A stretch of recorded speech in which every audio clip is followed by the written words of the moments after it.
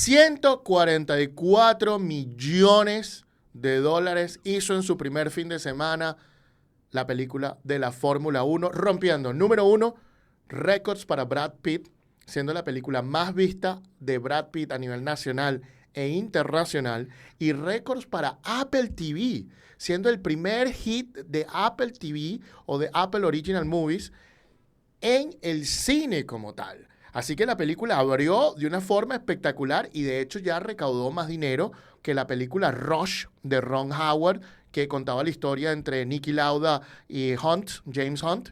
Bueno, esta película de la Fórmula 1 de Brad Pitt ya sobrepasó las ganancias de esa película como. La película de la Fórmula 1 el día de hoy lo que queremos es analizar cuál es el negocio detrás de una película deportiva, cómo conecta con el deporte, entre otras cosas. La idea es hablar un poco de la película y su historia de las alianzas. En segundo lugar, hablar del tema del branding y finalmente hablar de un tema interesantísimo que estuve investigando, que es el product placement en las películas, que es esa publicidad donde se colocan productos visibles en la película y cuánto cuesta.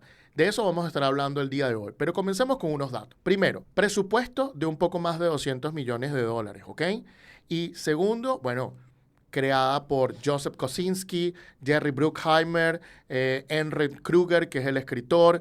También es productor Brad Pitt y también es productor Lewis Hamilton.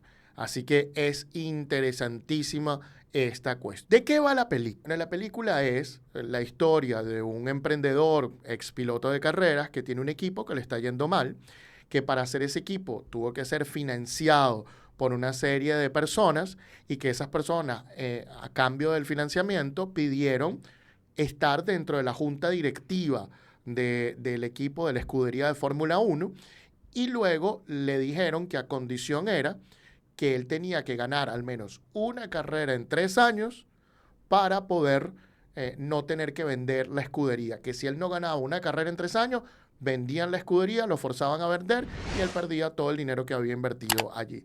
De eso trata un poco la película y él, en virtud de esta situación y en virtud de que queda a la mitad de la temporada del último de los 3 años, busca un piloto con experiencia para que ayude a su piloto novato, que es muy bueno, a ver cómo pueden lograr ganar esa primera carrera como tal.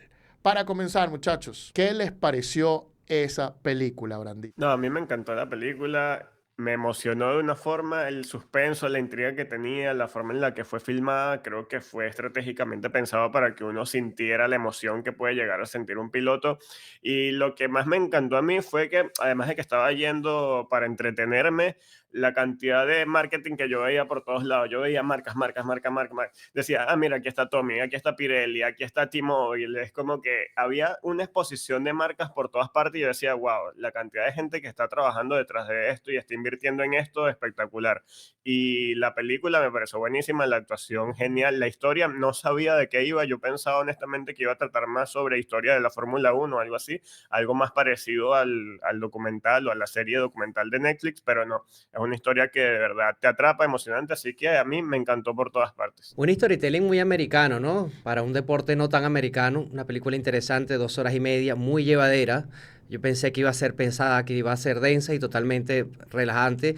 Momentos de estrés, momentos de emoción, momentos que juegan con sus sentimientos, obviamente. Es súper interesante. A mí sí me ofuscó y me pegó mucha presión ver tantos patrocinadores tan seguidos. Creo que me chocaba mucho visualmente. Entiendo por qué lo hace la película, entiendo por cómo lo sacan y entiendo que el deporte de la Fórmula 1 es así. Pero a mí me chocó un poco esa imagen de ahí llegaban momentos que era mucha marca como para mi cerebro, mucha concepción. Sin embargo, la película es espectacular, una película maravillosa, creo que va a tener muy buenas reseñas, va a tener mucha mayor caja de la que va a tener.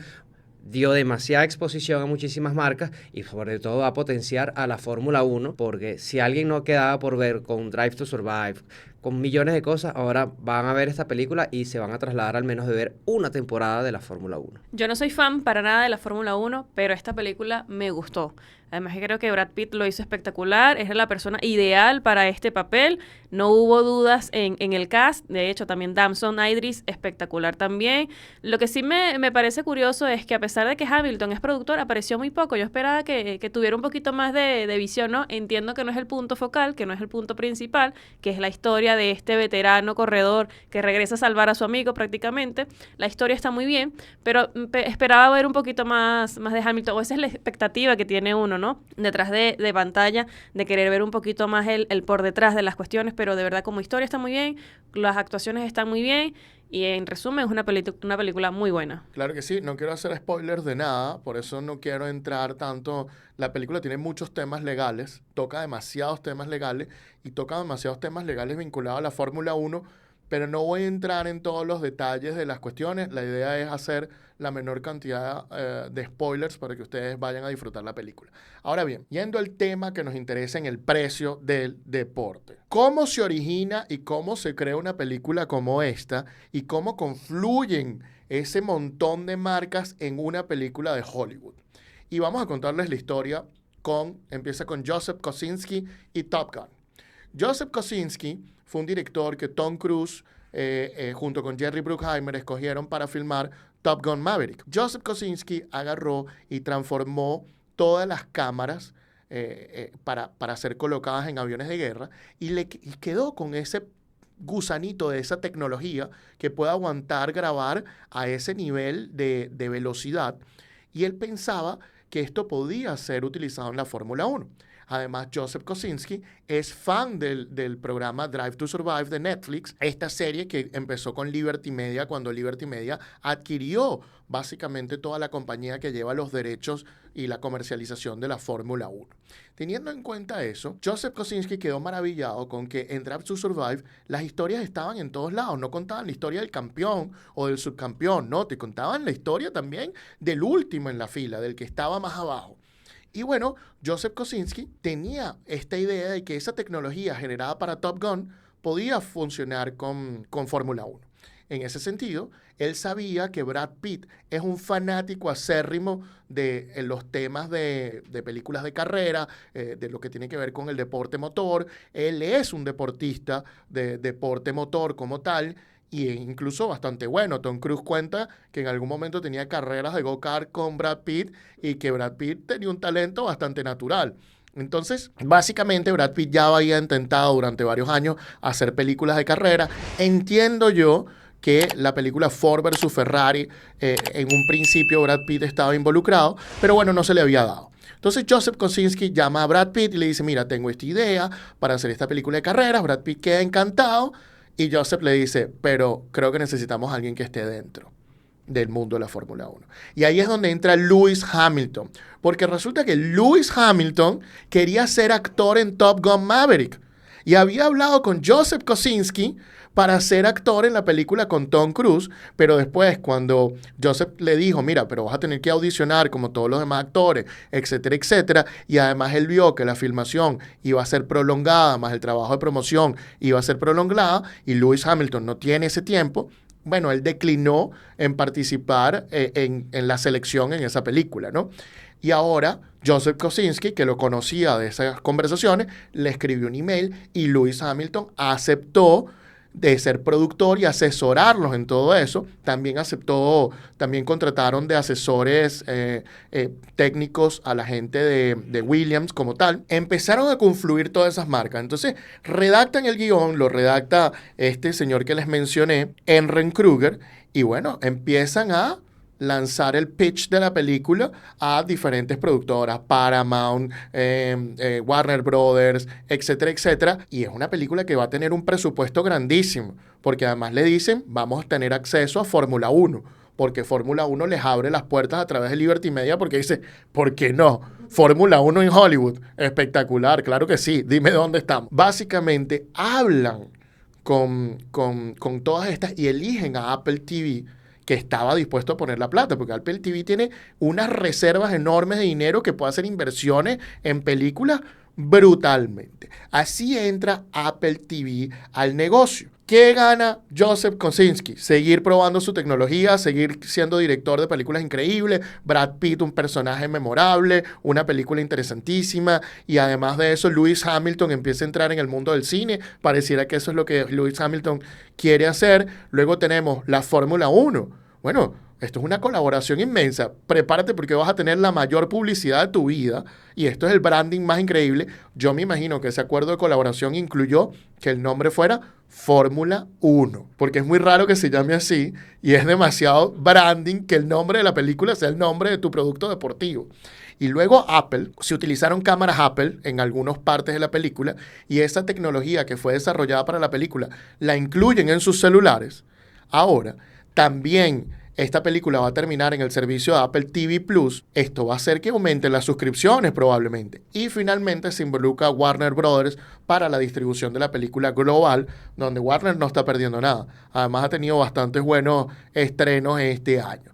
Y en ese sentido, muchachos, ¿qué les parece cómo confluyen estas marcas? Mira, yo creo que dos pilares básicos del entretenimiento, como el deporte y el cine, se han unido acá para dar como resultado una maravilla. Estos números lo comprueban, los números que vamos a seguir viendo también lo van a comprobar, el branding que están teniendo, la manera de involucrar ciertas marcas, porque de hecho en el uniforme de estos pilotos, que es una escudería inventada, son patrocinadores de verdad, son empresas de verdad. Entonces, llegar hasta esos mínimos detalles es un ganar-ganar para todos. De verdad, buena película, buenos actores, reafirmo. Y oye, los números están dando de qué hablar de una buena manera porque esta combinación no creo que se le da para todos los deportes, no creo que se le da para todos los actores tampoco, pero esta de Fórmula 1 con el cine, oye, ha sido una mezcla inigualable. Para mitad de año tener una película con este calibre está siendo espectacular. No creo que haya comentarios malos probablemente, pero lo positivo obviamente se lleva por delante todo lo malo que pueda tener este invento que se crearon. Sí, Elena, qué bueno lo que lo mencionas por la escudería ficticia, ¿no? La de Apex, que tiene patrocinadores reales e incluso ya abarcó la vida real, porque hay figuras de pequeña escala de estos monoplazas. Y de hecho hay una colaboración con McDonald's que le ha dado la vuelta al mundo, donde te dan el auto de la escudería Apex con los patrocinantes reales. Algunos de ellos que salieron bastante en pantalla fueron Expensify, Jayco, EA Sports y muchos más. De hecho, Tommy creo que era la marca que yo más veía en pantalla. Yo creo que cerraba los ojos y seguía viendo el logo de Tommy, porque de verdad que lo pusieron mucho, como dice Andrés, pero me parece bastante bueno eso. Creo que lograron convertir algo ficticio y llevarlo a la realidad. Y yo creo que en la noción de las personas que no están tan enteradas del automovilismo, Apex es una escudería que existe de verdad en la Fórmula 1 y capaz no lo sepan. Entonces, seguramente lo veremos en los videojuegos de Fórmula 1 en un futuro, alguna opción. Como dato curioso, estuve buscando que mencionan mucho a Tom Cruise. No sé si es así, capaz Antonio sepa más. Se consideró a Tom Cruise para el papel que interpretó Brad Pitt, pero tenían el miedo de que Tom Cruise no le gusta usar doble de riesgo. Entonces era un poco peligroso proponerle a Tom Cruise hacer este papel porque se le podía ir de las manos. Y sobre Lewis Hamilton, a mí me pasó algo contrario a lo que vio Elena. Hubo una escena donde, que para no spoilear tanto, pero hubo una escena donde están los dos pilotos de la escudería Apex queriendo rebasar el primer lugar, y el primer lugar precisamente era Hamilton. Y yo decía, no, bueno, Hamilton, eres el productor y te vas a poner de primero. Pero tengo entendido que Hamilton pidió explícitamente no aparecer tanto en pantalla y me pareció excelente porque la función principal de él era que la película mostrara cómo es realmente la Fórmula 1. Y si bien tuvo cosas que no eran realistas, al menos visiblemente en pantalla era lo más parecido posible, y eso fue gracias a la experiencia de Hamilton. Totalmente, Brandon. De hecho, este tema con Hamilton trae obviamente algunos roces en la Fórmula 1 porque rumorean por ahí, dicen algunos artículos, algunos periodistas que Max Verstappen estaba como a la defensiva, los otros pilotos estaban así como que, bueno, no sé cómo esto va a funcionar porque es Lewis el que está llevando el proyecto, pero al final hablaron de que, y esto es muy importante, hablaron de que la historia no podía dejar a ninguna de las escuderías o a ninguno de los pilotos como el villano. Y por eso la historia se centra en un problema interno del club, de la escudería, que es la protagonista, que es la escudería ficticia como tal. Por ahí viene la situación y es muy interesante ese tema. Y con el tema de Tom Cruise, al final les voy a dejar una perlita, porque Tom Cruise ya también ha hecho películas de carrera. Todo el mundo conoce Days of Thunder. Tom Cruise tiene algo que ver, apareció en el estreno de la película, siempre hablando con Joseph Kosinski, con Brad Pitt, buenos amigos de él. Y me parece que que eso fue un guiño más a una segunda parte, pero lo voy a comentar un poco al final. Por otro lado, quería comentarles, hay un artículo de Forbes buenísimo que ilustra ahora de lo que voy a hablar, que es el product placement, ¿no?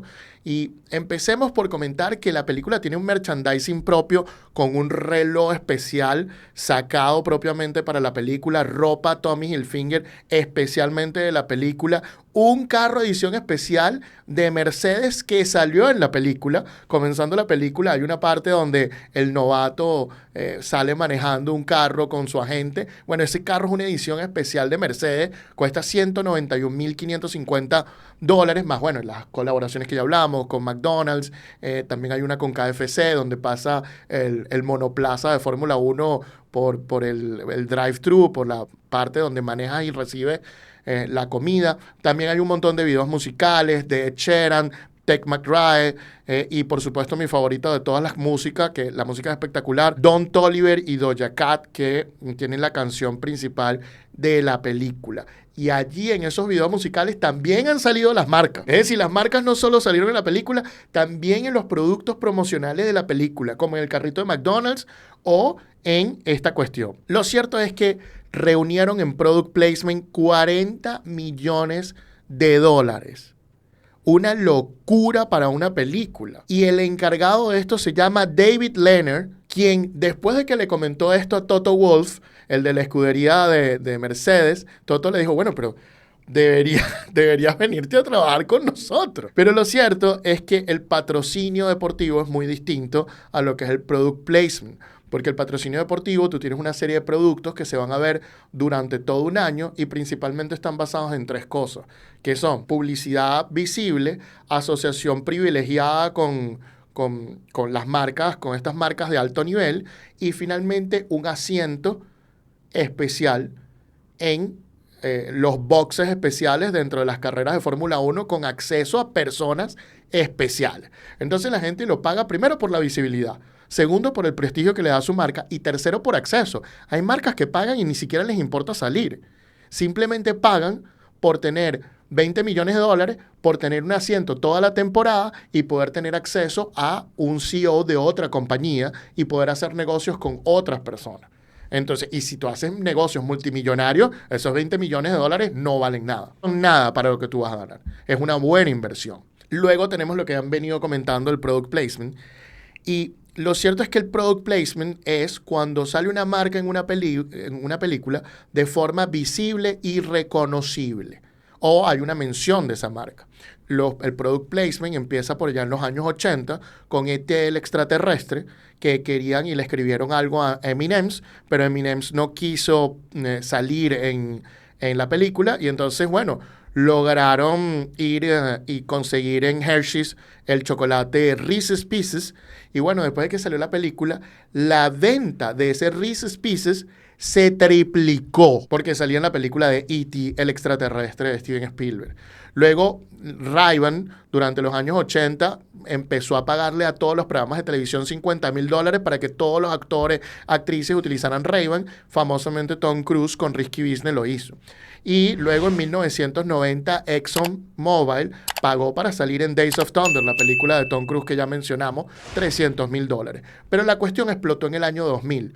Cuando la gente entendió en el mundo entero que los blockbusters eran de forma global. Y ahí la cuestión se empezó a profesionalizar. Ahí las películas empezaron a incluir más y más y más y más. Y básicamente, ¿cómo funciona el product placement? Bueno, se venden 3 a 4 segundos de la película y esos 3 a 4 segundos de la película pueden costar entre $250,000 hasta $1 millón. Esos 3 o 4 segundos donde son acumulables, es decir, puede salir varias veces la marca en la película porque son acumulables y básicamente son donde se vea la marca o donde se mencione la marca como tal. Y esta película tenía de todo con respecto al product placement porque justamente David Leonard dice que es orgánico, que en el deporte ya hay muchísimas marcas. Entonces es orgánico como tal. Y ahora, desde el año 2000, como esta tendencia se ha implementado demasiado, entonces ahora ponen una cláusula en los contratos de directores cuando hacen las películas diciendo que todo el product placement que el director consiga va a ser colocado como añadido extra al presupuesto de la película. Esto es lo que tienen todos los directores número uno, Steven Spielberg, bueno, ahora Joseph Kosinski, etcétera, etcétera. Y esto puede resultar, mira, vendes 3 segundos de un patrocinio y tienes 1, 2, 3 días más de grabación que cuestan entre 250,000 y 400,000 dólares.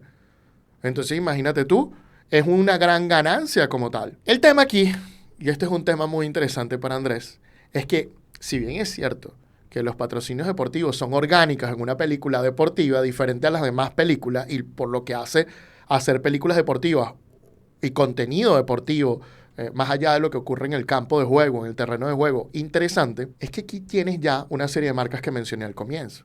Tienes a Apple TV, y eso te limita a que el equipo deportivo, la escudería, no puede tener otro celular ni otro tipo de productos electrónicos que cubra Apple TV.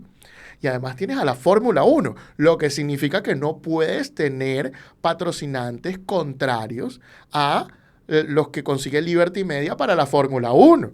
Y entonces se te limita todo sobre qué patrocinios puedes conseguir. Y ahí es donde la persona se tiene que poner creativo, y ahí es donde consiguieron a Tommy Hilfiger, Expensify, que es un software para medir todo este tema de gerenciamiento de ganancias y pérdidas, etcétera, etcétera. Y también patrocinios como Ninja, de estos grandes productos de cocina. Por un lado, es orgánico, pero por otro lado, tienes encima el peso de las otras marcas que te acompañan. Sin duda es un reto interesantísimo y hay que sentarse, estudiarlo, analizarlo, hacer tablas comparativas, entender cuál es la competencia, entender cuáles son tus marcas aliadas, hablar con las marcas aliadas, ver las áreas grises donde no estén ninguna, ni en un lado ni en otra, a quién puedas tocar, a quién no puedas tocar, otros rubros que no existan dentro de toda esta gama de patrocinadores oficiales. Sin duda es un reto muy interesante, muy alternativo, es buenísimo, es totalmente un reto. Es simplemente eso, es sentarse, hacerlo de una manera muy estratégica. Y bueno, ya vemos que la Fórmula 1 lo hizo de la mejor manera posible, lo hizo de una manera muy creativa también, dentro de un storytelling, dentro de cada una de sus marcas. A mí personalmente hay unas que me chocaron, otras que no, pero así es el deporte. El deporte es muy invasivo en la parte publicitaria y en la parte del mercadeo, ¿no? Bueno, te cuento un detallazo. La marca Expensify, una de las que más activó para mí, es la marca que yo más vi en la película. Brandon vio más Tommy Hilfiger, yo vi más Expensify.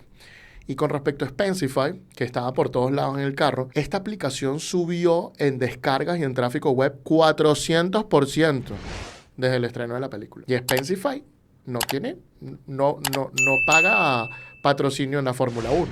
Hay que decir que, claro, el patrocinio en la Fórmula 1 va prácticamente de 5 millones a 100 millones anuales, mientras que el patrocinio de una película o el product placement en una película es 250,000 a 1,000,000. Entonces es más barato entre los dos. Teniendo en cuenta eso, Expensify está explotando mucho porque sale en el carrito de McDonald's, subió su tráfico. El actor Damson Idris fue vestido a la Met Gala en un carro de Expensify, con cuestiones de Expensify, así que imagínate tú toda la situación de la cuestión. Es demasiado el impacto que está teniendo la cuestión. ¿Durará más ese impacto más allá de este primer fin de semana? Difícil. Hoy se estrena Jurassic Park, la semana que viene se estrena Superman, en 3 semanas se estrena Fantastic Four, pero yo creo que ya la película es un éxito como tal, siendo una de las películas de carreras que más dinero ha producido, un poco por detrás de Rápido y Furioso 7, que es la película de carrera que más dinero ha producido, pero el problema es que Rápido y Furioso 7 ¿es realmente una película de carrera?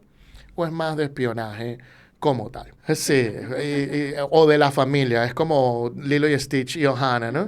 Pero yo creo que lo que muestra esto al final del día es que hacer contenido deportivo puede ser muy interesante, puede ser muy beneficioso, puede ir hacia nuevos fans, puede recolectarte nuevos fans, porque al final del día, y yo creo que esta es la pregunta, y quiero hacerte esta pregunta a ti, Elena, que tú has dicho que no eres fanática de la Fórmula 1, no eres seguidora de este deporte. ¿Te provocó ir a ver una carrera de Fórmula 1? ¿Quién va a pagar la entrada? Pero no, sí, probablemente sí iría. No es algo que tenga en mi mente, ¿no? Porque como digo, no soy fanática, no estoy pendiente de la Fórmula 1. Tampoco soy muy fanática del cine, pero de verdad que esto, para al menos para personas como yo, que entiendo que hay muchísimas también, funciona. Es una manera de engancharte 2 horas y media para ver una buena historia, para ver buenas actuaciones, para conectarte con ciertos sectores del deporte que no tienes contacto siempre. Entonces, para atraer nuevos fanáticos, funciona, porque soy una prueba de ello. Y la gran pregunta ahora es, ¿habrá secuela? Y la verdad es que después de este primer fin de semana se reportó que ya están trabajando en una secuela y que esa secuela, al director ya ha comentado que le gustaría que trajera a Tom Cruise y se hiciera un crossover entre Fórmula 1 y Days of Thunders y que se creara una historia, algo así como de que Tom Cruise y el personaje de Brad Pitt tienen algo así como una rivalidad hace tiempo atrás y Tom Cruise dice, bueno, si Brad Pitt pudo, yo también puedo como tal. Y wow, esto suena espectacular. Sabemos que Apple tiene el dinero para hacerlo. La pregunta es, ¿habrá el tiempo? ¿Habrá el tiempo y los calendarios podrán permitirlo a estos dos actores verse para esta futura película, si es que se llega a dar? Bueno, ahí está la cuestión. Habiendo dicho esto, la recomendación es que vayan al cine, vean la película, veanla con mente abierta, déjense que el hechizo que nos deja el cine nos haga creer cosas increíbles, como siempre, y luego díganos qué les pareció. Y nos dejan esos comentarios aquí en este video, nos dicen si les gustó, si no les gustó, y además queremos sus opiniones con respecto a todo lo que tiene que ver con el negocio detrás de esta película y con la posibilidad de que se hagan contenidos así en otras marcas deportivas. Habiendo dicho esto, ¿cuáles son sus opiniones? Déjenos en la caja de comentarios.